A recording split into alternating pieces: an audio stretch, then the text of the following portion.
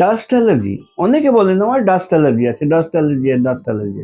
Dust থেকে কি বাঁচার কোনো উপায় আছে? একটা বন্ধ ঘর, যে এসি কামরা, চতুর্দিক বন্ধ, তিনটে দরজা ঠেলে আমার ঘরে আসতে হয়, সেখানেও কিন্তু কোনোই হাত দিলে ডাস্ট আছে, ধুলো, তার রিহাই কোথাও নেই। তার থেকে নিজাত পাওয়ার সলিউশন কি, কিভাবে আমরা এগোতে পারি, আজকে এটা নিয়ে আলোচনা করব। আপনারা যারা নতুন দর্শক এসছেন, ওনাদের আমি doctor Naren Pandey, allergy asthma centre চ্যানেলে আপনাদের স্বাগত জানাই এবং অনুরোধ করব লাইক, সাবস্ক্রাইব, কমেন্ট, শেয়ার করে যেতে। যদি ভিডিও পছন্দ হয় তাহলে একটা লাইক নিশ্চয়ই দেবেন। আর যারা পূর্ণ বন্ধু, আমাকে এত ভালোবাসা, লাইক, সাবস্ক্রাইব, কমেন্ট, শেয়ার করেই যাচ্ছেন, ওনাদের অশেষ অশেষ ধন্যবাদ। এখনো যদি চ্যানেল না সাবস্ক্রাইব করে থাকেন তাহলে দয়া করে চ্যানেলটা সাবস্ক্রাইব করে যাবেন। আমরা কলকাতায় শিয়ালদা স্টেশনের পাশে, হাঁটা পথ 5 মিনিটের, মৌলালী মাজার, মাজারের গা দিয়ে বাঁ দিকে যে রাস্তা ঢুকছে, সেই রাস্তায় ঢুকে একটা বাড়ি ছেড়ে দ্বিতীয় বাড়িতে অবস্থিত।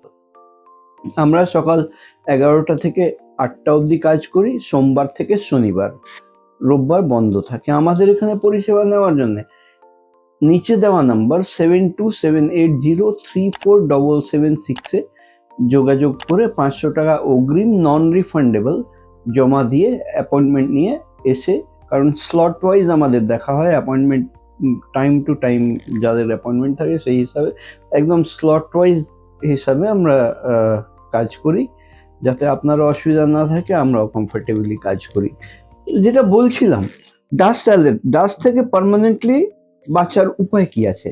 ডাস্ট এনভায়রনমেন্টে আছে, প্রচুর ডাস্ট এরকম আছে যেটা আমরা চোখে দেখতে পারি না, একদম মাইক্রোস্কোপিক ইন সাইজ, কিন্তু সেটা আমাদের রেসপিরেটরি ট্র্যাক্ট থেকে, নিঃশ্বাসের প্রণালী থেকে ভেতরে প্রবেশ করে একটা ইরিটেশন, একটা হাইপার সেন্সিটিভিটি, একটা হাইপার রিঅ্যাক্টিভিটি ক্রিয়েট করে, যেটার জন্য অ্যালার্জিগুলি হয়। কারণ আমাদের যে রেসপিরেটরি ট্র্যাক্ট আছে, যে লাং, এই রেসপিরেটরি অর্গানগুলো, লাং, নাকের ভেতরের জায়গাগুলো, এগুলো পুরো আমাদের খোলা আছে, এনভায়রনমেন্টে খোলা আছে। অন্যান্য অর্গান যেরকম এনক্যাপসুলেটেড আছে, বন্ধ আছে, হার্ট আছে, কিডনি আছে, লিভার আছে, এগুলো বন্ধ আছে, অ্যাটমসফিয়ার, এনভায়রনমেন্টের সাথে কোনো লেনাদেনা নেই।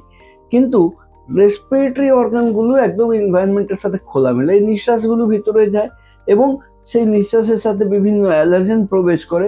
আর আমাদের লাঙ্গের ভেতরেই রিসেপ্টর সেল, মাস্ট সেল থাকে, যেগুলো যেটা এগুলোকে রিসিভ করে অ্যালার্জিক ক্যাসকেড তৈরি করে এবং সিগন্যাল পাঠিয়ে এই অ্যালার্জিক রিয়াকশনগুলো তৈরি করে। অ্যালার্জিক রিয়াকশন কি কি হবে?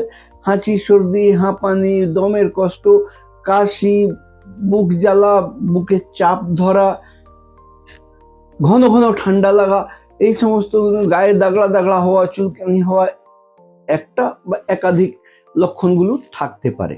তো এইসব অ্যালার্জি জিনিস। তো এর থেকে বাঁচার উপায় কি? বাঁচার উপায়, ডাস্ট তো আমরা নিঃশ্বাস নেওয়া বন্ধ করতে পারবো না, নিঃশ্বাস আমাদের নিতেই হবে। নিঃশ্বাস প্রশ্বাস নিলে এগুলো ভেতরে যাবে, আর আমার যদি বডি হাইপার রিঅ্যাক্টিভ থাকে তাহলে তার এগেনস্টে রিঅ্যাক্টিভিটি হবেই।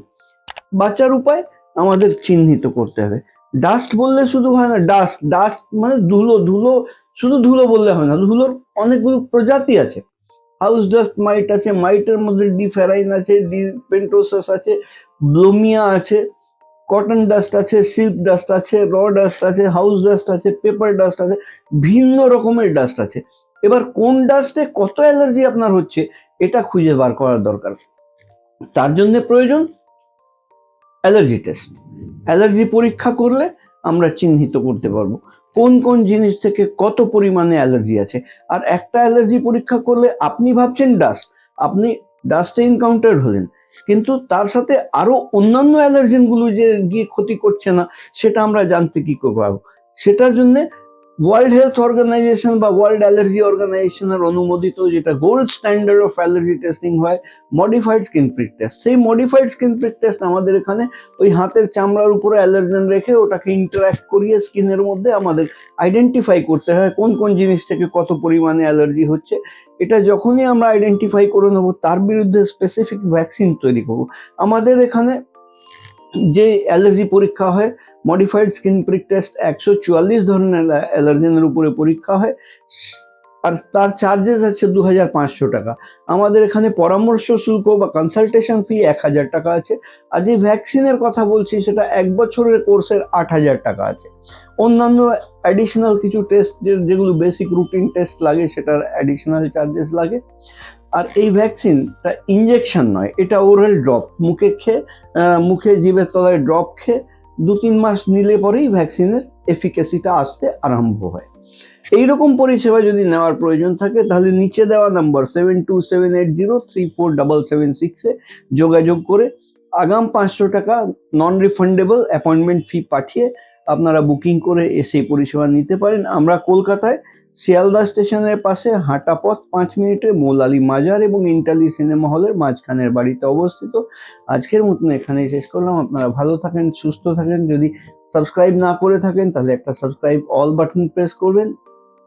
ভিডিও পছন্দ হলে একটা লাইক বাটন প্রেস করবেন।